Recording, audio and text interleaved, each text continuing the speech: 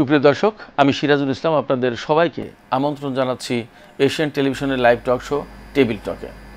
আশা করি আপনারা সবাই ভালো আছেন। প্রিয় দর্শক, আজকের টক শোর বিষয় হলো জাতীয় রাজনীতিতে কী প্রভাব ফেলবে জাতীয় নাগরিক পার্টি। এ বিষয়ে আলোচনার জন্য আমরা স্টুডিওতে দুজন সম্মানিত অতিথিকে আমন্ত্রণ জানিয়েছি। তাদের একজন হচ্ছেন রাজনৈতিক ও নিরাপত্তা বিশ্লেষক অবসরপ্রাপ্ত ব্রিগেডিয়ার জেনারেল রোকন উদ্দিন। আছেন রোকন ভাই? Thank you. আমাদের স্টুডিওতে আরেকজন রয়েছেন, তিনি হচ্ছেন সিনিয়র সাংবাদিক শাহিন চৌধুরী। দর্শক, পরিচয় পর্বের পর আমরা চলুন আলোচনায় চলে যাই। জেনারেল রোকন, আপনাকে দিয়ে আমরা আলোচনার সূত্রপাত ঘটাতে চাই। প্রথমে আপনার কাছ থেকে শুনতে চাই, আপনি জানেন যে গত 2 দিন আগে জাতীয় নাগরিক পার্টি বা এনসিপি নামে একটি রাজনৈতিক দল গঠন হয়েছে এবং তার নেতৃত্বে রয়েছে জুলাই আন্দোলনের যে সমস্ত প্রখ্যাত সমন্বয়ক, তারা এর নেতৃত্বে একদম শীর্ষ ভাগে রয়েছেন নাহিদ ইসলাম, যিনি একদম খুব সম্প্রতি উপদেষ্টা পরিষদ থেকে তিনি সরে দাঁড়িয়েছেন, পদত্যাগ করেছেন। এছাড়াও আরও সার্জিস আলম, হাসনাত আক্তার, এরা অনেকেই রয়েছেন, যার কারণে অনেকের ভেতরে একটা আশাবাদ তৈরি হয়েছে যে রাজনীতিতে বুঝি নতুন একটা ধারা বেশ শক্তিশালীভাবে আসতে যাচ্ছে। আপনার কাছে কি মনে হয়? আপনার কাছে প্রশ্ন খুব এই বিষয়ে খুব সুনির্দিষ্ট 2টা প্রশ্ন। একটা হচ্ছে যে এই যে রাজনৈতিক দল গঠন হলো, জাতীয় রাজনীতিতে কতটা প্রভাব ফেলতে পারবে, কতটা পজিটিভলি এগোতে পারবে, এটা হলো একটা প্রশ্ন। আর দ্বিতীয় প্রশ্ন, এরা সেকেন্ড রিপাবলিক বলছে, জানিয়ে বেশ আলোচনা চলছে এবং সেকেন্ড রিপাবলিক বলতে এখনও কিন্তু অনেকেই পরিষ্কার না যে আসলে সেকেন্ড রিপাবলিক কি, বিষয়টা যদি একটু বলেন এই দুটো বিষয়। ধন্যবাদ সিরাজ ভাই। প্রথমে এশিয়ান টিভিকে ধন্যবাদ জানাচ্ছি আমাকে আজকের এই অনুষ্ঠানে আমন্ত্রণের জন্য এবং প্রশ্নের জন্য আপনাকে ধন্যবাদ।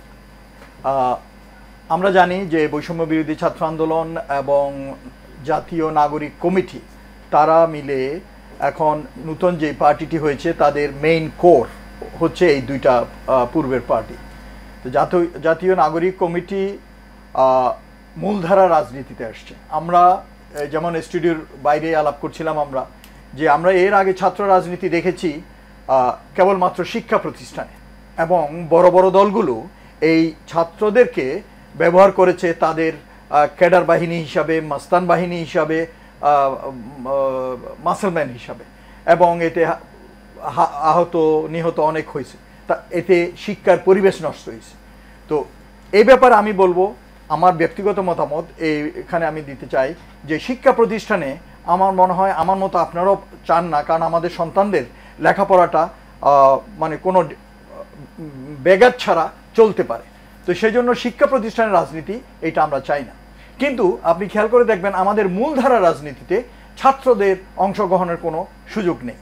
এই বড় বড় রাজনৈতিক দলগুলো তে ছাত্রদের কোনো ইয়ে নেই, এবং এইটা হচ্ছে আমাদের দেশে রাজনীতিক ইতিহাসে প্রথম যে ছাত্ররা মূলধারা রাজনীতিতে একটি রাজনৈতিক দল নিয়ে আত্মপ্রকাশ করলো। তো আমি আসলে সাধুবাদ জানাই। ব্যক্তিগতভাবে আমি খুবই আশাবাদী, এবং আমি দেখেছি আমার বন্ধু বান্ধবদের ভিতরেও এবং ফেসবুকেও আমি দেখেছি আসলে ছাত্র জনতা, বিভিন্ন শ্রেণী পেশার মানুষের মাঝে অনেক সাড়া এসছে পজিটিভ। নেগেটিভ তো থাকবেই, নেতিবাচক সমালোচনা অনেকেই করবে, এবং বিশেষ করে যাদের ওই বলে না ভাতে পাড়া পড়বে তারা একটু কোঁকা করবে, যারা একটু আতঙ্কে থাকবে, বেহুদা শঙ্কায় থাকবে। তো আমি যে জিনিসটা বললাম যে এইটা মূলধারা রাজনীতিতে এই ছাত্রদেরকে একটা স্পেস আমাদের করে দেওয়া উচিত, অন্যান্য রাজনৈতিক দল যারা আছে, কারণ এদের মধ্য থেকেই আমাদের আগামী দিনের রাষ্ট্র পরিচালনা এবং বড় বড় রাজনৈতিক নেতা হবে, এবং এগুলো না করলে কিন্তু অভিজ্ঞতা অর্জন করতে পারবে না। সেই জন্য অনেকে বলে যে এদের অভিজ্ঞতা নাই, কিভাবে এরা চালাবে, এইটা আসলে ঠিক না। এটা কোনো অভিজ্ঞ লোকের কথা নয়। এদেরকে জায়গা করে দিতে হবে, প্র্যাকটিসের মাধ্যমে, অনুশীলনের মাধ্যমে এরা রাজনীতি শিখবে, এরা রাষ্ট্র পরিচালনা শিখবে, এরা জনগণের সাথে সম্পর্ক কিভাবে রক্ষা করতে হয় এগুলো শিখবে। কাজে আমার মনে হয় ইটস এ গুড স্টেপ। আর সেকেন্ড যেটা আপনি বললেন যে রিপাবলিক কেন বলছে, এটা আমি আমি ক্লারিফাই করেছি ওদের একজনের কাছ থেকে। ওরা বলল যে they want rewriting of the constitution, মানে সংবিধানের পুনর্লিখন হবে। কারণ স্বাধীনতার পর হতে, সেই 71-এর স্বাধীনতার পর হতে আজ 53-54 বছর, এর ভিতরে আমাদের সামাজিক প্রেক্ষাপট, রাজনৈতিক প্রেক্ষাপট, অনেক কিছুর বদল হয়েছে। কাজে এইগুলোর প্রেক্ষাপটে জনগণের এই যে 24শে জুলাই বিপ্লবের মানুষের যে স্বপ্ন, এই স্বপ্নকে সামনে রেখে বাস্তবায়নের জন্য তারা সংবিধান পুনর্লিখন হোক, এটা চায়। আর সেকেন্ড যেটা হচ্ছে যে পলিটিক্যাল সিস্টেম যেরকম আছে এরকম, আমি কালকে একজনকে শুনতেছিলাম, আপনার মতো সাংবাদিক, সিনিয়র সাংবাদিক বলছিলেন যে আমাদের রাজনীতিক যে সিস্টেমটা আছে প্রত্যেকটাতেই সংস্কারের দরকার আছে, কারণ এগুলো ঘুণে ধরে গেছে। তাদের পুরনো সিস্টেমে ওরা চলছে, তাদের গঠনতন্ত্রের সংস্কার আছে, তাদের নেতৃত্বের শূন্যতায় সংস্কার আছে, তাদের বৃদ্ধরা প্রবীণরা এখনো বসে আছে, নতুনদেরকে জায়গা করে দিচ্ছে না, এইগুলো সংস্কার করবে সেকেন্ড রিপাবলিক। এখানে ছোট্ট একটা প্রশ্ন, আপনার কাছে কি এটা পরিষ্কার যে তারা যে সংবিধান পুনর্লিখনের কথা বলছে, কনস্টিটিউশন রিরাইট করবে, এই কনস্টিটিউশন রিরাইট করতে হলে তো তাদের ডেফিনেটলি সংসদে দিতে হবে এবং ল্যান্ডস্লাইড ভিক্টরি নিয়ে একদম একক মেজরিটি পেতে হবে তাদেরকে। সেইটা না হওয়া পর্যন্ত তো তারা করতে পারবে না এটা। তাহলে এটা কিভাবে বাস্তবায়ন করবে তারা? এই ব্যাপারে আপনার কোনো ধারণা? শুনেন, রাজনীতিতে তো অনেক সমীকরণ আছে।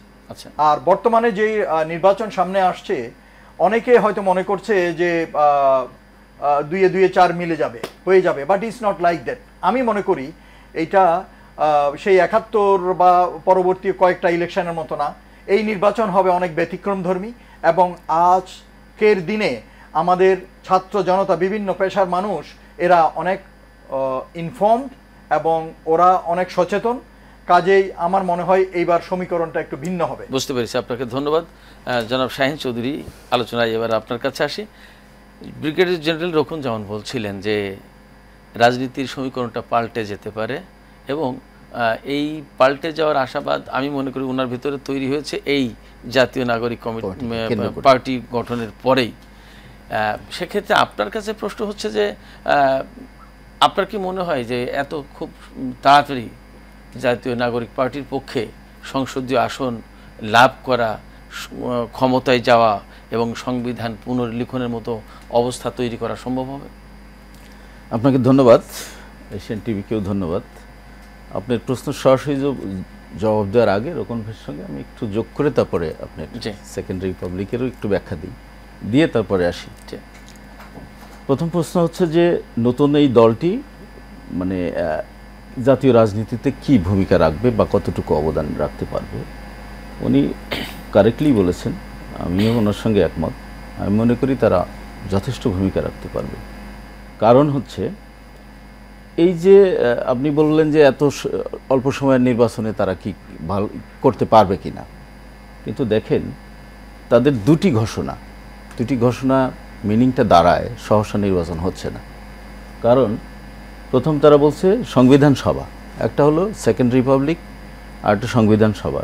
সেকেন্ড রিপাবলিক রোকন সাহেব ব্যাখ্যা দিয়েছেন, আমিও জানি, সেক্ষেত্রে হলো ইউরোপীয় কনসেপ্ট। ইউরোপে ফ্রান্স, তারপরে পোল্যান্ড, স্পেনে এরকম হয়েছে। 1700 শতকের শেষ দিকে যখন ফরাসি বিপ্লব হয়, ফরাসি বিপ্লবের পরে পূর্ববর্তী প্রশাসন এবং শাসন ব্যবস্থা ভেঙে নতুন করে সাজানো হয়, এবং তখনই হলো এই ফ্রান্সের সেকেন্ড রিপাবলিক চালু হয়। এখন কিন্তু ফ্রান্সে ফিফথ রিপাবলিক চলছে। এটা ইউরোপের আরও অন্যান্য দেশেও আছে। এবং আমাদের ওই সমন্বয়কারীদের একজন, আমি গতকালকেও আমি একটা টিভিতে টক শোতে বলেছি, আমাকে ব্যাখ্যা দিয়েছেন যে আপনাদের এই সেকেন্ড রিপাবলিকের মিনিংটা কি। তাদের বক্তব্য হলো, ওরকম ভাই কিছুটা বলেছেন, আমিও যোগ করি, তাদের বক্তব্য হলো 71-এর যে সংবিধান, সেই সংবিধান ত্রুটিপূর্ণ। এই ত্রুটিপূর্ণ সংবিধানের কারণেই শেখ হাসিনার মতো একটা ফ্যাসিস্টের জন্ম হয়েছে বাংলাদেশে। সুতরাং এই সংবিধানকে ভেঙে নতুন করে তৈরি করতে হবে, এবং এই সংবিধান পুনর্লিখনের জন্যই কিন্তু তারা সংবিধান সভার কথাটা বলেছেন। সংবিধান সভাটা কি সেটা জানেন বোধহয়, কনস্টিটিউশনাল অ্যাসেম্বলি, অর্থাৎ জাতীয় সংসদের নির্বাচনের আগে আরেকটি নির্বাচন হবে। সেই নির্বাচনের একটাই লক্ষ্য, শুধু নতুন কনস্টিটিউশনকে অ্যাপ্রুভ করা, যেটা নেপালে হয়েছে এই কয়েক বছর আগে। নেপালে রাজতন্ত্র করার পরে যে গণতান্ত্রিক ব্যবস্থা আসলো, সেখানে কিন্তু একটা নতুন সংবিধান গৃহীত হয়েছে এবং সেটাও কিন্তু একটা কনস্টিটিউশনাল অ্যাসেম্বলির মাধ্যমে। আপনি রকম ভাইকে প্রশ্ন করেছিলেন, আমি এই জন্য একটু ব্যাখ্যা দিচ্ছি। তাদের এই বক্তব্যটার যেটা মিনিংটা দাঁড়ায় যে একটা সংবিধান সভা হবে, একটা নির্বাচন হবে, মধ্যবর্তী নির্বাচন, সেটা 3 মাসের জন্য হতে পারে বা এর জন্য হতে পারে। ওই সংবিধান সভা বা কনস্টিটিউশনাল অ্যাসেম্বলি নতুন এই সংবিধানকে অ্যাপ্রুভ করবে। এখন আপনি বলছেন যে হ্যাঁ অ্যাবসলিউট মেজরিটি এরা পাবে কিনা, সে পাবে কি পাবে না সেটার জন্য তো একটা কনসেনসাস। কনসেনসাস কেন, ঐক্যমত কেন? বিএনপি চাচ্ছে যে এখনই জাতীয় নির্বাচন দেন এবং আমরা ক্ষমতায় যাই, সেই পর্যায়ে কিন্তু এখন আর নেই। কারণটা কি? এখন যদি নির্বাচনের কথাই ধরেন, নির্বাচনটা কীভাবে হবে? 6টা কমিশন কিন্তু রিপোর্ট দিয়েছে, আপনি জানেন। এর ভিতরে সংবিধান সংশোধন একটা কমিশন ডক্টর আলী রিয়াজের নেতৃত্বে, তারা যে নতুন যে প্রস্তাবটা দিয়েছে, আমাদের প্রচলিত যে সংবিধান, প্রচলিত সংসদ, এটা কি টোটাল ভেঙে দিয়েছেন। আমাদের এখন আছে 300 আসনের পার্লামেন্ট, আর তিনি প্রস্তাব দিয়েছেন 400 আসনের পার্লামেন্ট। এখন আছে 1 কক্ষ বিশিষ্ট পার্লামেন্ট, তিনি দিয়েছেন 2 কক্ষ বিশিষ্ট পার্লামেন্ট। এখন 300-র ভিতরে 300ই পুরুষ, আর মনোনীত মহিলা নেওয়া হয় 50 জনকে পরে। কিন্তু উনি বলেছেন 100 মহিলাদের জন্য থাকবে, তারা মহিলারাই প্রতিদ্বন্দ্বিতা করবে, আর 300 থাকবে হলো পুরুষদের জন্য। তো এখন আপনি এটা গ্রহণ করবেন কি করবেন না, তার উপরে নির্ভর করবে নির্বাচন কবে হবে। সেটার জন্য প্রধান উপদেষ্টার নেতৃত্বে আপনি জানেন বোধহয় জাতীয় ঐক্যমত্য কমিশন বলে একটা কমিশন হয়েছে না, হেডেড বাই চিফ অ্যাডভাইজার। তিনি একটা মিটিংও করেছেন গত মিড অফ ফেব্রুয়ারি, সম্ভবত 15ই ফেব্রুয়ারি ছিল এই মিটিংটা। সেখানে বিএনপিও যোগ দিয়েছিল, সকল রাজনৈতিক 52টা রাজনৈতিক দল যোগ দিয়েছিলেন এবং প্রত্যেকেই তাদের মতামত দিয়েছেন। এবং চিফ অ্যাডভাইজার সেখানে কি করেছেন, তিনি বলেছেন যে আপনারা যে কতটুকু সংশোধন চান আপনারা লিখিতভাবে দেন, আমি এটা ওয়েবসাইটে দেবো, জাতিকে জানাবো যে বিএনপি কতটুকু চায়, জামাত কতটুকু চায়, অন্যান্য পার্টি কতটুকু চায়। সে কিন্তু তার দিক থেকে কিন্তু ফেয়ার। এবং এইটা দেওয়ার মানে হলো যখন একটি দল বললো যে আমি কোনোই সংশোধন চাই না, আমি ইলেকশন চাই, তাহলে জাতির কাছে তার চরিত্র পরিষ্কার হয়ে যাবে। জাতি তখন বুঝবে যে তোমার লক্ষ্য কিন্তু সংস্কার নয়, তোমার লক্ষ্য কিন্তু রাষ্ট্র ব্যবস্থা পরিবর্তন নয়, তোমার লক্ষ্য ক্ষমতায় যাওয়া এবং মানে প্রচলিত ব্যবস্থার সঙ্গে নিজেকে বিলীন করে দেওয়া। সেইটা কিন্তু এটা একটা ব্যাপার। এই জন্য আগে এটা সমাধান হতে হবে, না হলে ইলেকশন হবে না। তারপরে প্রধান উপদেষ্টা কিন্তু আরেকটা কথা বলেছে, যদি রাজনৈতিক দলগুলো ঐক্যমতে পৌঁছায় তাহলে ডিসেম্বরের মধ্যে ইলেকশন। ঐক্যমতে কি পৌঁছাবে? আপনি কি লক্ষ্য করেছেন যে শুক্রবার দিন জামাতে কি বক্তব্য দিয়েছে জামাতে ইসলামী? জামাতের সেক্রেটারি মিয়া গোলাম পরোয়ার তিনি বলেছেন যে আগে স্থানীয় সরকারের নির্বাচন হবে, তারপর জাতীয় নির্বাচন। তো তার মানে কি স্থানীয় সরকার নির্বাচন করতে 6 মাস সময় লাগে, সেই 6 মাস শেষ করে যদি আপনি জাতীয় নির্বাচন দিতেন, আগামী বছর জুনেও তো জাতীয় নির্বাচন হয়। আচ্ছা, তার মানে কিন্তু ডিসেম্বরের মধ্যে ইলেকশন হচ্ছে না। 3টা ঐক্যমতে এখন এরাও কিন্তু একটা পার্টি, জাতীয় নাগরিক পার্টি কিন্তু এখন একটা কেউ কেউ বলছে এটা কিংস পার্টি ইত্যাদি, সেটা কিন্তু না। কেন নয়? এরা একটা সফল বিপ্লবের পরে যারা বিপ্লব ঘটিয়েছে তাদের দ্বারা গঠিত রাজনৈতিক দল, এটা ক্ষমতায় থেকে রাজনৈতিক দল না। এবং এই ছেলে 26 বছরের একটা তরুণ, সে এক দফা দিয়ে শেখ হাসিনার মতো একটা ফ্যাসিস্টকে তাড়িয়ে দিতে সক্ষম হয়েছে। এটা জাতা ব্যাপার না, এটাকে আপনি যেভাবে দেখছেন আমি মনে করি সেভাবে দেখার সুযোগ নেই। এবং দেখেন এই রাজনৈতিক দল গঠনের প্রক্রিয়াটাও আপনি দেখেন, দলগুলো গঠিত হয় অডিটোরিয়ামে প্রেস কনফারেন্স করে, তারা কিন্তু মানিক মিয়া অভিনীত করেছেন, লক্ষ লক্ষ লোকের সমাবেশ হয়েছে, তারা দলটা ঘোষণা করেছে, একজন শহীদের বোনকে দিয়ে তার নাম ঘোষণা করেছে, দলের ঘোষণা দিয়েছেন। তো এই যে ব্যাপক সারা, এটাকে হালকাভাবে দেখার কোনো সুযোগ নেই। ঠিক হচ্ছে আমার কথা। দর্শক, সময় হলো একটা বিরতির, আমরা ছোট বিরতিতে যাচ্ছি, ফিরছি শিগগিরই। দর্শক, বিরতি শেষে ফিরে এলাম। আপনারা আছেন এশিয়ান টেলিভিশনের সাথে, দেখছেন টেবিল টক। আলোচনা করছিলাম জাতীয় রাজনীতিতে কী প্রভাব ফেলবে জাতীয় নাগরিক পার্টি। ব্রিগেডিয়ার জেনারেল রোকন, যেমনটি শাহিন চৌধুরী বলছিলেন যে এই সংবিধানের পুনর্লিখন জরুরি হয়ে পড়েছে, অন্তত জাতীয় নাগরিক পার্টির নেতাদের বক্তব্য অনুসারে। অর্থাৎ আমরা যাদেরকে কিছুদিন আগেও সমন্বয়ক হিসেবে চিনতাম, তাদের বক্তব্য অনুসারে যে 71-এর এই সংবিধান, 72-এর এই সংবিধান হাসিনার মতো একটা ফ্যাসিস্ট তৈরি করেছে। প্রশ্ন হচ্ছে যে খালেদা জিয়ার মতো নেতৃত্ব বাংলাদেশে আছেন, এছাড়া আরও রাজনৈতিক নেতাও দেশে ছিলেন, তো সংবিধান কি করে হাসিনার মতো একজন ব্যক্তিকে ফ্যাসিস্ট করে? অপোজিটে কিন্তু আমরা খালেদা জিয়ার মতো নেত্রীও দেখছি। তাহলে এই বক্তব্যটা কতটা গ্রহণযোগ্য? শুনেন, সংবিধান যখন রচনা করা হয় এরপর থেকেই কিন্তু এটা আলটিমেটলি জনগণের স্বার্থের উপরে বাদ দিয়ে দেখা হয়েছে পার্টির স্বার্থ, দলীয় স্বার্থ, এবং দলীয় স্বার্থ রক্ষা করতে গিয়ে এই সংবিধানকে কাটা ছেঁড়া, অ্যামেন্ডমেন্ট, সংশোধন, এডিশন, সংযোজন করতে গিয়ে শেষমেশ আজকে এই 53-54 বছর পর আসলে ছাত্ররা যেটা বলছে সেটাই, এটা একটা গার্বেজ হয়ে গেছে এবং এটা অনেক কালাকানুন এবং জনগণের আশা আকাঙ্ক্ষার প্রতিফলন। গার্বেজ হয়েছে ধরে নিলাম, আপনি বলতেছেন যে খালেদা জিয়ার সময় হয় নাই এই কেন হলো? হ্যাঁ, আমার কথা হচ্ছে যে এইটা একটা রাস্তা খোলা রাখছে। খালেদা জিয়া হয়নি ফ্যাসিস্ট, কিন্তু শেখ হাসিনা হইছে।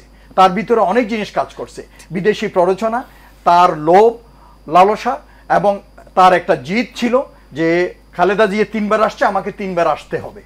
তো এই ধরনের আসলে কিছু সাবস্ট্যান্ডার্ড অ্যাটিটিউডও কাজ করছে। তার মানে আলটিমেটলি সংবিধান কিন্তু শেখ হাসিনাকে ফ্যাসিস্ট বানায়নি, একটা রাস্তা খোলা রাখছিল। আমরা রাস্তা খোলা না রাখলে তো হয়।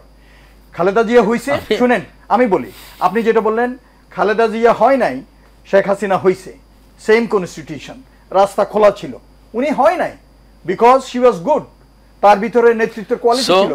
সো এখানে প্রশ্ন আসছে যে সংবিধান ইজ নট ফ্যাক্টর, একজন ব্যক্তি ফ্যাসিস্ট হয়ে উঠছে কি না তার জন্য সংবিধান কিন্তু ফ্যাক্টর না। ফ্যাক্টর হচ্ছে ব্যক্তির মানসিকতা, ব্যক্তির চরিত্র, ব্যক্তির চিন্তা ভাবনা, ব্যক্তির রাজনৈতিক দর্শন। না, এইটার পাশাপাশি শেষ ভাই, এইটার পাশাপাশি ওই যেটা শাহিন ভাইও বলতেছিলাম, আমার কথা হচ্ছে যে রাস্তাটা যদি বন্ধ করে দেয়া হয় তাহলে তো এটা এই সম্ভাবনা তার এখানে আমি আর একটা প্রশ্ন করব, সেটা হচ্ছে যে শেখ হাসিনার আমলে সংবিধান সংশোধন করে যাতে সামরিক বাহিনী আর কখনো ক্ষমতা দখল করতে না পারে তার ব্যবস্থা করা হয়েছে। বাট যদি কখনো কোনো দেশে, সেটা বাংলাদেশ হোক আর অন্য কোনো দেশ হোক, সংবিধান মেনে কি সামরিক বাহিনী ক্ষমতা দখল করে না, তাহলে সংবিধান রচনা করে সংবিধান দিয়ে কি ব্যক্তির ফ্যাসিস্ট হওয়া না হওয়া নির্ধারণ করা যাবে? একটা আইডিয়াল কান্ট্রি রাষ্ট্র পরিচালনার জন্য, একটা আদর্শ রাষ্ট্র পরিচালনার জন্য একটা আদর্শ সিনারিও হচ্ছে একটা মডারেট প্র্যাকটিসেবল সংবিধান থাকবে এবং একটা আদর্শ রাষ্ট্র। ব্রিটেনে কোনো সংবিধানই নেই। হ্যাঁ, তারপরে তো চলছে এবং গণতন্ত্রের আছে, আপনাদের মতো এত বড় বই নাই আর কি, ওদের এক পৃষ্ঠার একটা সংবিধান। সেক্ষেত্রে কি আপনি মানে খুব আদর্শ ভিত্তিক সংবিধান, খুব মডারেট, খুব আধুনিক, এই সমস্ত কি বলা যায়? এইটা আপনি আবার তার মানে দাঁড়াচ্ছে না, আমি গণতন্ত্র চর্চা হবে কি হবে না সেটা দেশের রাজনীতি, সংস্কৃতি, রাজনৈতিক নেতাদের আচার আচরণে অনেক কিছু ডিপেন্ড করে। সেক্ষেত্রে সংবিধান পরিবর্তন করে কি মানুষের ফ্যাসিস্ট হওয়ার ঠেকানো সম্ভব? এবং আমরা যা যা পরিবর্তন চাইছি, সংবিধান তো একটা জড় পদার্থ, সেখানে ভালো ভালো কথা লিখে রেখে ইউ নিড সাম আর্টিকেলস। যেমন মনে করেন একটা কোম্পানি রান করতে গেলেও তাদের আর্টিকেল দরকার হয়, কিছু রেগুলেশনস থাকে। So to run an ideal state আপনার কিছু গাইডলাইন দরকার, এগুলো ফলো করা হবে। এইগুলোর ভিত্তিতে বাকি এগুলোর সাথে কমেন্সুরেটিং অনেক আইন কানুন আছে, কথা হচ্ছে না, রাষ্ট্রটা ওইভাবে পরিচালনা। এবং হে ওয়াইল আপনি যদি কোনো একটা গাইডলাইন না থাকে তাহলে তো রাষ্ট্র পরিচালনা করা যাবে। বুঝতে পেরেছি আপনার কথা, বুঝতে পেরেছি। এবং আপনি যেটা বললেন ফেসিবাদের, আপনি যদি ওই রাস্তাটা খোলা না রাখেন একজন ফেসিবাদ হয়ে যাওয়ার, যে পরপর যতবার ইচ্ছা প্রাইম মিনিস্টার হতেই থাকবে এবং at one stage she or he becomes the fascist. তো এই ধরনের আমি যেটা বলতেছিলাম, রাস্তাটা যদি বন্ধ করা হয়, যারা এই শেখ হাসিনার মতো মানে উচ্চাভিলাষী বদাকাঙ্ক্ষী, তারা আইসা এই চান্সটা নিবে। আর যারা মনে করেন খালেদা জিয়ার মতো মনে করেন মডারেট, জনগণের রায়কে মেনে নেয়, সে হয়তো করবে না, কিন্তু আমার কথা হচ্ছে রাস্তাটা খোলা রাখলে তো একজন যে কোনো এক সময় ফ্যাসিস্ট হয়ে যাবে, অর্থাৎ রাস্তা খোলা রাখলে সম্ভাবনাটা বা আশঙ্কাটা বেড়ে যাচ্ছে। ছাত্ররা যেটা বলছে সেই জন্য আমাদের সংবিধানে এই ধরনের যতগুলো আছে, যত কালা কানুন আছে, যত ওরা সংযোজন করছে, যেগুলো দলীয় ভিত্তিকভাবে তৈরি করা হয়েছে, এগুলো ক্লিন করা। জি, ঠিক আছে। শাহিন চৌধুরী, আপনার কাছে আরেকটু আসি, সেটা হচ্ছে যে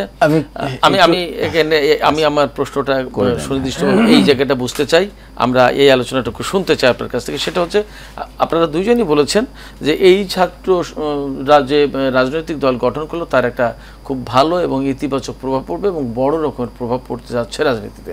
তো আমার প্রশ্ন হচ্ছে যে নাহিদ ইসলামরা যতই একজন শহীদের বোনকে দিয়ে দলের নাম ঘোষণা করাক, ওই দিন লক্ষ লক্ষ মানুষের সমাবেশ ঘটান, যতই যাই কিছু করুন, ঢাকায় 2-4 লাখ লোকের সমাবেশ করা আর 2টা সংসদীয় আসনে বিজয় লাভ করা নিশ্চয় এক জিনিস না। তো এটা কি খুব সহজে হয়ে যাবে বলে মনে হয়? এইটা বলছি আমি এই জায়গা থেকে যে আমরা দেখেছি যে বাংলাদেশে বহু রাজনৈতিক দল গঠন হয়েছে, আওয়ামী লীগ বিএনপির বিকল্প হিসেবে, কিন্তু এই দুটোকে যদি আমরা দুটো ধারা ধরি তাহলে এর বিকল্প কিন্তু খুব একটা তৈরি হয়নি। এবং এমনও দেখা গেছে যে এই দুটো দলের ভেতর থেকে দল গঠনের চেষ্টা করা হয়েছে খুব প্রভাবশালী নেতাদের নিয়ে, তাও কিন্তু ব্যর্থ। নট অনলি দ্যাট, বি চৌধুরীর নেতৃত্বে বিকল্প ধারা গড়ে উঠেছিল, সেটাও কিন্তু ব্যর্থ। শুধু তাই না, এরশাদের মতো একজন ব্যক্তি যিনি 9 বছর ক্ষমতায় ছিলেন, তার দলও কিন্তু দাঁড়াতে পারেনি এবং এখন মোটামুটি স্মৃতির পাতায় মানে জায়গা করে নিতে চলেছে। এই প্রেক্ষাপটে ধন্যবাদ। আমি এই প্রেক্ষাপটে বলবো, তার আগে সংবিধান কিভাবে একজন ফ্যাসিস্ট তৈরি করে সেটা একটু ব্যাখ্যা দিই। রকন ভাই ইঙ্গিত দিয়েছেন, বলেন নাই, আমি বলি। বাংলাদেশে ফ্যাসিস্ট তৈরি হয়েছে কখন? দেশ স্বাধীন হওয়ার পরে এই দেশটা সংসদীয় সরকার ব্যবস্থা ছিল, আমরা সবাই জানি। সংসদীয় সরকার ব্যবস্থা কখন ভেঙে ফেলা হলো? সংবিধানের 4র্থ সংশোধনীর মাধ্যমে। শেখ মুজিবুর রহমান 4র্থ সংশোধনীর মাধ্যমে বাকশাল কায়েম করে নিজেকে একদলীয় একনায়ক ঘোষণা করলেন, আজীবন নিজেকে প্রেসিডেন্ট ঘোষণা করলেন, এবং তিনি তার বাইরে আর কোনো কিছু থাকে না। প্রথম শাহিন ভাই, এখানে আমি আপনার সাথে একটু করতে চাই, ইন্টারফিয়ার করতে চাই। সেটা হচ্ছে এই যে সংবিধান শেখ মুজিবকে কিন্তু তখন ফ্যাসিস্ট করেনি। চিন্তা সংবিধান কিন্তু তাকে উস্কে দেয়নি। তিনি সংবিধানকে অ্যামেন্ড করে তিনি করেছেন যে আমি এইটা করব, তাহলে ব্যক্তির প্রশ্ন, সংবিধান প্রশ্ন কিন্তু ছিল না। তিনি কিন্তু সেটাকে আইনগত বৈধতা তো দিয়েছেন 4র্থ সংশোধনীর মাধ্যমে। ঠিক একইভাবে শেখ হাসিনা এসে যে 15তম সংশোধনী করলেন, 15তম সংশোধনীর মাধ্যমে তত্ত্বাবধায়ক সরকার ব্যবস্থা বাতিল করে দিলেন, গণভোটের ব্যবস্থা বাতিল করে দিলেন, ওইখানে শেখ মুজিবকে জাতির জনক ঘোষণা করলেন এবং তার সমালোচনা করলে যাবজ্জীবন কারাদণ্ডের আইন করলেন। শুধু তাই না, স্বাধীনতা, শেখ মুজিবকে স্বাধীনতার ঘোষকও করলেন এই 15তম সংশোধনের মাধ্যমে। তো তিনি কিন্তু শেখ মুজিব যে ফ্যাসিজম কায়েম করেছিলেন, যেই ফ্যাসিজমকে 5ম সংশোধনীর মধ্যে জিয়াউর রহমান যেটাকে বাতিল করে বহুদলীয় গণতন্ত্রের ব্যবস্থা চালু করলেন, সেই ব্যবস্থার মধ্যেই দেশ চলতেছিল। 90-র গণ অভ্যুত্থানের পরে আমরা আরও একটা মডারেট সরকার ব্যবস্থা পেলাম, সেটা কি, যে তত্ত্বাবধায়ক সরকার ব্যবস্থা। সেই ব্যবস্থায়ও কিন্তু 3টি নির্বাচন হলো এবং স্বতঃস্ফূর্তভাবে দেশের মানুষ ভোট দিল, কিন্তু সেই ব্যবস্থা 1/11-এর পরে কিন্তু আর থাকলো না। 1/11-এর পর থেকেই মূলত ফ্যাসিজম কায়েমের একটা প্রক্রিয়া শুরু হয়েছে এবং সেই ফ্যাসিজম কায়েম চূড়ান্তভাবে হয়েছে সংবিধানের 15তম সংশোধনীর মাধ্যমে, যেটা শেখ হাসিনা করেছেন।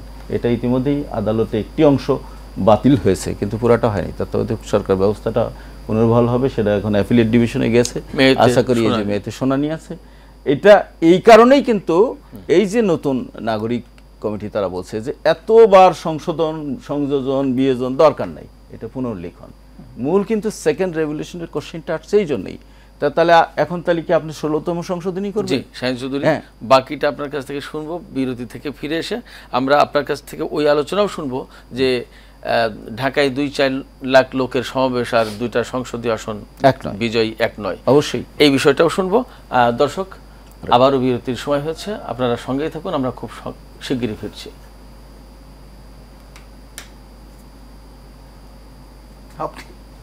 আপনি তো পুরো বিএনপির রোল প্লে করতেছেন। যাতেও করতে হবে, সবাই তো বিএনপির।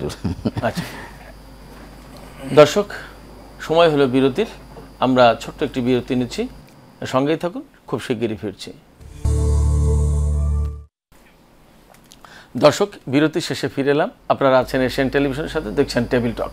আমরা আলোচনা করছিলাম জনাব শাহীন চৌধুরী, আপনি যদি বলেন, আমার মূল প্রশ্ন ছিল আপনার কাছে যে ছাত্ররা রাজনৈতিক দল গঠন করেছে, ঢাকায় বড় সমাবেশ করেছে, কিন্তু আমি ব্যক্তিগতভাবে এখনো মনে করি যে এই সমাবেশই শেষ কথা নয়, এটাই তাদের জনপ্রিয়তার চূড়ান্ত কোনো বার্তা না, চূড়ান্ত কোনো প্রতীক না, চূড়ান্ত কোনো সিদ্ধান্ত না। এর পেছনে বা সামনে যেটা রয়েছে সেটা হচ্ছে যে তাদেরকে নির্বাচনে লড়তে হবে এবং সংসদীয় আসনে বিজয়ী হয়ে আসতে হবে। তো সেখানে বিএনপি জামাতের মতো সুসংগঠিত দল রয়েছে এবং জুলাই বিপ্লবের নেতৃত্ব যদি আমরা ধরে নিচ্ছি, যদি বলছি এই কারণে সেখানে অনেকের পার্টিসিপেশন ছিল, কিন্তু খুব একক মানে ফ্রন্ট লাইনের থেকে নেতৃত্ব যদি ছাত্ররা দিয়ে থাকে, তাহলে যাদের বিপরীতে বা বিরুদ্ধে নেতৃত্ব দিয়েছিল তারা কিন্তু আপাতত এই ছাত্র সংগঠকদের, ছাত্র সমন্বয়কদের প্রধান শত্রু। তারা কিন্তু তাদের ভোট দেওয়ার প্রশ্ন নেই। সেক্ষেত্রে তাদের বাক্সে কাদের ভোট পড়বে না, সেটি তো অবশ্যই একটি ইম্পর্টেন্ট প্রশ্ন। এখন আমি যে কথাটা বলতেছেন যে শুধুমাত্র ঢাকায় একটি সমাবেশই তো আর মানে জনপ্রিয়তা শো করে না, এটা আমি একমত। কিন্তু আমি এও বলতে চাই আপনার কাছে, সেটা হলো বিগত 3টি নির্বাচন কিন্তু নির্বাচন হয়নি। আমরা এখন একটি রাজনৈতিক দলের ভোটের পার্সেন্টেজ ধরি 91 নির্বাচনকে স্ট্যান্ডার্ড ধরে, বা তার 11-এর আগে সর্বশেষ যে নির্বাচনটা হলো সেই স্ট্যান্ডার্ডের ভিত্তিতে ধরি আওয়ামী লীগের কত পার্সেন্ট ভোট, বিএনপির কত পার্সেন্ট, জামাতের কত পার্সেন্ট, এই তো। কিন্তু 15 বছরে কিন্তু অসংখ্য ভোটার তৈরি হয়েছে, তাদের মাইন্ডসেট কিন্তু আমরা জানি না। এবং 2.5 কোটি তরুণ ভোটার আছে। এই 2.5 কোটি তরুণ ভোটার যাদের এই আন্দোলনের প্রতি স্বতঃস্ফূর্ত সমর্থন ছিল, তারা কাকে ভোট দেবে আমরা জানি না। কিন্তু দৃশ্যত আমাদের কাছে মনে হয় যে তাদের একটা বেশিরভাগ অংশই কিন্তু এই জাতীয় নাগরিক পার্টির পক্ষেই থাকবে। কারণ তারাও কিন্তু এই প্রচলিত রাজনৈতিক ব্যবস্থা ভেঙে ফেলতে চায়। কি প্রচলিত রাজনীতি? একটা নির্বাচন হবে, একটি দল ক্ষমতায় আসবে এবং তারপরে মাঠ দখল, হাট দখল, বাজার দখল এগুলো করবে, বিদেশে টাকা পাচার করবে, ইত্যাদি ইত্যাদি। কিন্তু এই ব্যবস্থা থেকে তারাও বেরিয়ে আসতে চায়। সুতরাং আগামী নির্বাচন কি হবে সেটা এখনই পরিষ্কার করে বলা যাচ্ছে না। তবে এটাও ঠিক যে জাতীয় নাগরিক কমিটিকে একেবারে আমরা ফেলেও দিতে পারছি না। কারণ যদি নির্বাচন দীর্ঘায়িত হয়, নির্বাচন যদি ধরুন 1 বছর পরে হয়, এই 1 বছরের ভিতরে political scenario will be change. কারণ এই জাতীয় নাগরিক কমিটি ইতিমধ্যেই, নাগরিক পার্টি ইতিমধ্যেই বেশিরভাগ উপজেলায় তারা কমিটি করে ফেলছে এবং তারা এর ভিতরে জেলা কমিটি, অন্যান্য কমিটি সব করে ফেলবে। করে ফেলার পরে একবার প্রশ্ন উঠছিল যে হ্যাঁ 300 আসনে কি তারা প্রার্থী দিতে পারবে? তাদের এজ লিমিটের একটা ব্যাপার আছে, কারণ আমরা জানি যে 25 বছর লাগে সংসদীয় আসনে প্রার্থী হতে। যদিও নতুন সংশোধিত ইয়েতে কিন্তু একটা 21 বছর করে প্রস্তাব করা হয়েছে, সেটা আমি জানি না সেটা অ্যাপ্রুভ হবে কি হবে না সেটা ভিন্ন কথা। ধরে নিলাম ওই আগের ব্যবস্থাই থাকলো যে 25 বছরের আগে সংসদীয় আসনের প্রার্থী হতে পারবে না। কিন্তু এইখানে কিন্তু একটি খেলা রয়ে গেছে। সেই খেলাটা কি? নির্বাচনের আগে যখন মনোনয়ন প্রক্রিয়া শুরু হবে, বিএনপি জামাত কিন্তু ইতিমধ্যেই 300 আসনে তাদের প্রার্থী ঘোষণা করেছে। বিএনপি করতে পারেনি। কেন পারেনি? বিএনপি করতে পারেনি, বিএনপি এত বড় একটি দল এবং এত নেতা, এত কর্মী, এটাকে মানে কনসোলিডেট করা, কাকে দেবে কন্ট্রোল করা অনেক ব্যাপার আছে, ভেরি টাফ। এবং এত ক্ষুধার্ত, এবং ভেরি টাফ। এটা হলো, এইটাই হচ্ছে জাতীয় নাগরিক পার্টির জন্য একটি নিয়ামক শক্তি। কেন নিয়ামক শক্তি? ধরুন আমার একটি আসন মানিকগঞ্জ 1, আমার নির্বাচনী এলাকা মানিকগঞ্জ 1, সেখানে 4-5 জন আছে প্রার্থী, বিএনপির প্রার্থী, এবং তারা এর মধ্যে 3 জন আছে বেশ শক্তিশালী প্রার্থী, কিন্তু মনোনয়ন তো দেবে একজনকে, বাকি 2 জন কি করবে?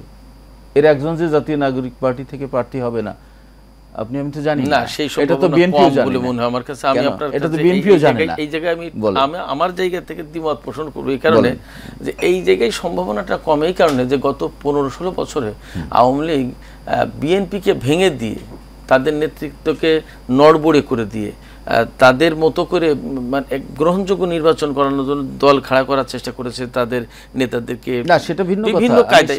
না, আমি বলছি যেটা যে বিভিন্ন কায়দায় তাদেরকে পক্ষে নিয়ে নির্বাচন একটা করার চেষ্টা করেছে, কিন্তু সেটা হয়নি। সেটা যখন হয়নি, এই যে আপনি প্রশ্ন তুললেন যেটা যে বিএনপির এই যে বঞ্চিত একটা আসনেই হয়তো 4 জন ক্যান্ডিডেট আছে খুব কাছাকাছি মানের, একজনকে দিলে বাকি 3 জন কোথায় যাবে? তাদের একজন নাগরিক পার্টিতে যাবে। এখানে প্রথমত তিনি বিট্রায়ার হিসেবে গণ্য হবে ওই আসনে, নাম্বার 1। নাম্বার 2 হচ্ছে যে যদি নতুন দলে যায়, সে প্রশ্ন কেন আসছে? তারপরে তো আরও কিছু আছে, মেয়র ইলেকশন আছে, উপজেলা ইলেকশন আছে, বিভিন্ন পর্যায়ের ইলেকশন আছে, কেমন? এবং বিএনপি তাদেরকে নানান ভাবে অ্যাকোমোডেট করার সুযোগ আছে, যেটা আপনি বলছেন। সেক্ষেত্রে দল ছাড়ার এখন প্রশ্ন কিন্তু ওঠে না। আর যেটা বলতেছেন বিট্রায়ারের কথা, সেটা যদি বলেন, এই প্রার্থী বিদ্রোহী প্রার্থী হওয়ার নজির আমাদের দেশে সব সময় আছে। এবং অতীতে যদি আমরা উদাহরণ দেখি, লেফটেন্যান্ট জেনারেল নুরউদ্দিন খান বিএনপির মনোনয়নের জন্য ঘুরেছেন, আপনার মনে থাকতে পারে। উনি কি আওয়ামী লীগ করেন? উনি কিন্তু নরসিংদীতে, কারণ বিএনপি ওখানে সাখাওয়াত হোসেন বকুলের মতো একজন প্রভাবশালী প্রার্থী ছিল বিএনপি তাকে বাদ দিয়ে লেফটেন্যান্ট জেনারেল নুরউদ্দিন খানকে দেবেন না, কিন্তু তাকে আওয়ামী লীগ লুফে নিয়েছে এবং নুরউদ্দিন খানকে ওখানে মনোনয়ন দিয়েছে এবং তিনি বিজয়ী হয়েছেন। শাহজাহান খান একসময় জাসদ করতেন, যিনি বিগত সময়ের সবচেয়ে আওয়ামী লীগে আলোচিত নেন, এই শাহজাহান খান কিন্তু বিএনপির মনোনয়নের জন্য ঘুরেছেন, কিন্তু বিএনপি ওইখানে তাকে মনোনয়ন দিতে পারেননি। পরে তিনি আওয়ামী লীগ থেকে মনোনীত হয়েছেন এবং একদিন মানে ওই সময় হয়তো ওই আসন হারিয়েছে, বাট আলটিমেটলি জাতীয় রাজনীতিতে বিএনপির অবস্থানে আছে। কিন্তু এ ধরনের অসংখ্য নজির আছে এবং সেই নজির যে আবার তৈরি হবে না সেইটা আমরা মনে করি না। সে ধরনের ঘটনা ঘটতে পারে, কিন্তু পুরো বিষয়টা নির্ভর করছে কনস্টিটিউশন কতটুকু সংশোধন হলো, নির্বাচন কতদিন পরে হবে, এই সব বিষয়ের উপরে কিন্তু পুরো চিত্রটা নির্ভর করছে। এবং এই নতুন দলটি কতটা সুসংগঠিত হতে পারলো, কতটা সময় পেল, এই সব বিষয় কিন্তু নির্ভর করছে। আর এইখানে হলো মাঝখান থেকে একটা রোল প্লে করছে জামাতে ইসলামী কিন্তু মানে ওদিকে নাগরিক কিছু কথাবার্তা নাগরিক পার্টির পক্ষেও যাচ্ছে, আবার কিছু কথা বিএনপির পক্ষেও যাচ্ছে, আবার বিএনপির বিরুদ্ধেও যাচ্ছে। সুতরাং এই পুরো চিত্রটা কিন্তু পরিষ্কার হতে আমার মনে হয় যে আরো অন্তত 6 মাস সময় লাগবে। 6 মাস পরে আমরাও বুঝবো, জাতীয় বুঝবে যে আসলে কি হতে যাচ্ছে। আমরা একটু জেনারেল রোকনের কাছে শুনি এবং আমরা এই আলোচনার মাধ্যমে আমরা মূলত আজকের অনুষ্ঠান শেষ করব। জেনারেল রোকন, আপনার কাছে খুব সুনির্দিষ্ট প্রশ্ন, সেটা হচ্ছে যে বিএনপি নেতা সালাউদ্দিন আহমেদ গতকালকে খুব সুস্পষ্ট করে বলেছেন যে ইনিয়ে কথা বলে লাভ নেই, বরং 1 মাসের মধ্যে নির্বাচনী রোড ম্যাপ ঘোষণা করুন। এবং বিএনপি নির্বাচন চাইছে মূলত জাতীয় সংসদ নির্বাচন, অন্যরা যাই চাক, অন্যরা চাইছে অনেক দল চাইছে স্থানীয় নির্বাচন, বাট বিএনপি এবং তাদের সমমনা অনেকেই জাতীয় নির্বাচন চাইছে আগে। তো দুটো ব্যাপার, এই 1 মাসের মধ্যেই রোডম্যাপ ঘোষণার দাবি এবং নির্বাচন। আমরা ওই হুঙ্কার ছেড়ে তো লাভ নাই, এটা হচ্ছে যে জনগণের দেশ এবং একটা সফল বিপ্লবের পরে আজকের এই অবস্থা। এরপরে এই অবস্থানে দাঁড়িয়ে কেউ যদি হুঙ্কার ছাড়ে, তাহলে লোকজন তাকে ওই ফেসিবাদের রাস্তায় হাঁটছে বলে মনে করবে। ওই প্রধান উপদেষ্টা বলে দিল মেবি ডিসেম্বর, সেদিন সেনাপ্রধান বলল, তার কথাও আমরা বুঝলাম। ইলেকশন কমিশন অলরেডি টাকা চাইছে, বাজেটে দেওয়ার জন্য চাইছে, কারণ আপনারা জানেন যে ইলেকশন ওখানে হিউজ এক্সপেন্ডিচার ইনভলভ। তারপরে ভোটার লিস্টের কাজ শুরু করছে ওরা। তারপরে কালকে না পরশুদিন পেপারে দেখলাম যে ওরা ডিসেম্বরের দিকে, বছরের শেষের দিকে ইলেকশনের কথা চিন্তা করে ওরা বিভিন্ন কর্মকাণ্ড আগাচ্ছে। তো এরপরে আর কি রোডম্যাপ বা কি চায়, আমি তো না, এখানে একটু কথা আছে যে যেমন শাহীন চৌধুরী একটু আগে বলছিলেন যে নির্বাচন খুব সহসা হবে না, কারণ ছাত্ররা যে রাজনৈতিক দল গঠন করলো তাদের চাওয়া পাওয়া এবং আরো রাষ্ট্রের অনেক সংসার অনেক কিছু প্রত্যাশা পূরণ এর ভিতরে তো কয়েকটা কাজ আছে সিরাজ ভাই, সরি, এখানে তো কয়েকটা কাজ আছে। যেমন আজ পর্যন্ত জনগণের যে দাবি, এই ছাত্রদের যে দাবি, এবং আই এম শিওর ইলেকশন আগে সরকার যদি এটা না করে ইলেকশন হবে না, এবং এটা হচ্ছে যে আওয়ামী লীগকে নিষিদ্ধ। আমরা শেষ করবো, তবে তার আগে আমি একটু বলতে চাই আওয়ামী লীগকে নিষিদ্ধ করতে হবে। এই 6-7 মাসে জনগণের যে প্রত্যাশা ছিল তার অনেক কিছু তো পূরণ হয়নি, তা কি হতে পারতো না? This is not those are not major issue. অনেকগুলো মেজর ইস্যুর ভিতরে আওয়ামী লীগকে নিষিদ্ধ করা হচ্ছে মেজর ইস্যু। কারণ এরকম একটা খুনি দলকে আপনি প্ল্যাটফর্মে রাখবেন, অংশগ্রহণ করুক আর না করুক, এটা জনগণ মেনে নেবে না। সেটা তো সরকার করেনি। সরকার করলে তো আমার মনে হয় এটা সরকার করতে হবে। ওকে, ঠিক আছে, আমরা আলোচনা শুনলাম, তারপর আমরা শেষ করব। রোকন ভাই আমাদের একদম সময় নেই। দর্শক, আমরা আলোচনা শেষ করছি এখানেই। আপনারা এতক্ষণ যারা আমাদের সঙ্গ দিলেন সবাইকে অনেক অনেক ধন্যবাদ। আশা করি আপনাদেরকে পরবর্তী অনুষ্ঠানে সঙ্গে পাবো। খোদা হাফেজ।